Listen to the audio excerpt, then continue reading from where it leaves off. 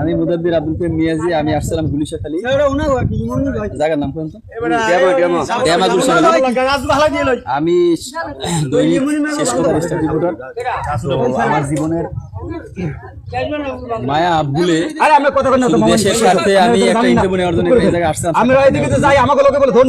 এই এলাকার লোক ছিল, এই ভাইয়ের সামনে বসে আমার এই দেখেন দেখা যাচ্ছে খুব লাল একটা লাল বর্ণের আবরণ পড়ে গেছে এবং শারীরিকভাবে দেহ ফুলানো আছে।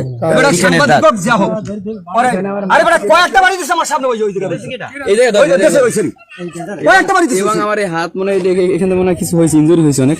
এবং আমার এই যে গাড়ি দেখেন, এই যে দেখেন আমার এই গাড়ি, এটা এরা এই যে দেখেন, এটা বরগুনা প্রশাসন এটা দেখতেছে না, প্রশাসন বলতে দেখতেছে, মানে দেখতেছে বলতে আমার এই ক্ষতিপূরণ কে দেবে বলেন? আমাদের এই ক্ষতিপূরণ কে দেবে বলেন? জনগণে আপনার কি বলেন? কালু কি ভালো? কালু কি ভালো বলেন? সবাই বলেন, মেয়েরা বলেন না কেন?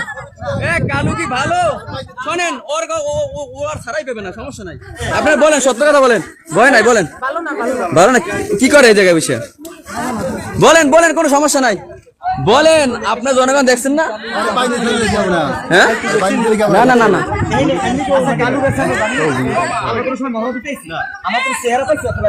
আপনি বলেন। এখানে দেখেন অসংখ্য মানুষ, এখানে অসংখ্য মানুষ। ওই জায়গায় এই মেয়ে অবশ্য আমার জীবনের মায়া ত্যাগ করে, আমি অবশ্য আপনি জানেন না, এটা হিডেন আছে। কালুকে কিন্তু আমি আব্দুল করিম মিয়াজি ধরাই দিয়েছিলাম ওর ডিবি প্রধান নিয়ে। আমাকে বলছিল হিডেন থাকতে, আমি হিডেন থাকি না। আমি তারেক জিয়া স্যারকে আমি বলি, এই ভিডিওটা আমি করে দিচ্ছি। আমি এখানে জীবনের মায়া ত্যাগ করে এসেছিলাম, কিন্তু আমার এই বোন, আমি তার প্রতি এখন রাখ না। আমার হাত হাত হাত মনে হয় ভাঙছে হয়তো বা, আমি হাত লাড়াত করতেছি না। এই যে বোন আমাকে আঘাত করছে। হ্যাঁ ঠিক আছে, আমার পিঠে আঘাত করছে। এই যে দেখেন এই অসংখ্য মানুষ, এরা ভয়ে মুখ খুলতেছিল না।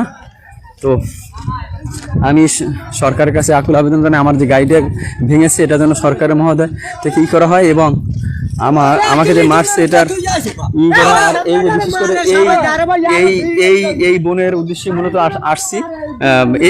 এনার সর্বোচ্চ নিরাপত্তা চাই। হ্যাঁ, বরগুনা জেলা প্রশাসক এবং প্রধানমন্ত্রীর কাছে আমি এটাই আকুল আবেদন জানাবো, যেন এই বোন আমাকে বলছে যে আপনি যদি চলে যান তাহলে আমাদের কি হবে বলেন? আপনাদের কি চান? এই লাস্ট ভিডিও আর করবো না, লাইভ করতেছি। বলেন, আপনি ভালো থাকতে চান? আপনার কি মৃত্যুর হুমকি দেয়? আমি নিজেই মানে সাংবাদিক হইয়া যদি আমাকে তারা পিড়িত করছে, আমি কিন্তু কিছুই বলি না। আমার পিঠ ফাটাই ফেলাইছে এবং হাত মনে এটা মনে করেন যে মানে ভাঙিয়ে গেছে, জানি না। যাই হোক, তো আপনার জনগণ হিসেবে আপনি আসলে কি বলতে চান বলেন? আসলে কি কালু বাহিনী এই যে এদের ভয়ে মুখ খুলতো না, হ্যাঁ বলেন, এটা কি আদৌ কি মানে এটা কি ঠিক বলেন? হ্যাঁ, আপনার জনগণ আপনার কেন বলেন নাই বলেন? না না না, ছবি না আপনি ছবি তুলেন, সবাই একটা ভিডিও নিচ্ছি বুঝছেন ভাই?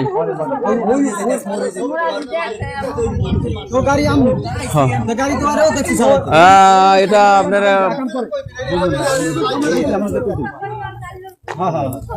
যাই হোক, আপনার দোয়া করেন। আপনার কি চান কালু আবার মনে করেন বের হয়ে এরকম না? তার হৃদয়ের জন্য দোয়া করেন যেন আল্লাহ তাআলা কালু ভাইকে হিদায়াত দিয়ে যায়। কারণ আমিও চাই না একটা মানুষকে হ্যারাসমেন্ট করার, একটা মানুষকে ধরানোর।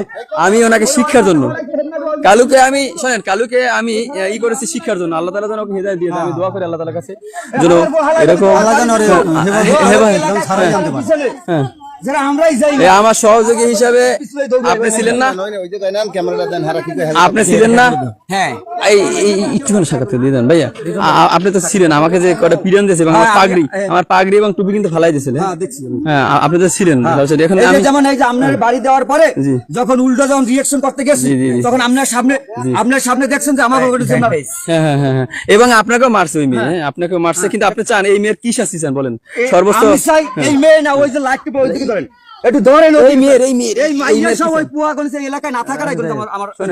আমি চাই এখানে হাসান ভাই ভালো মানুষ, ঠিক আছে? হাসান ভাই ভালো মানুষ, ঠিক আছে?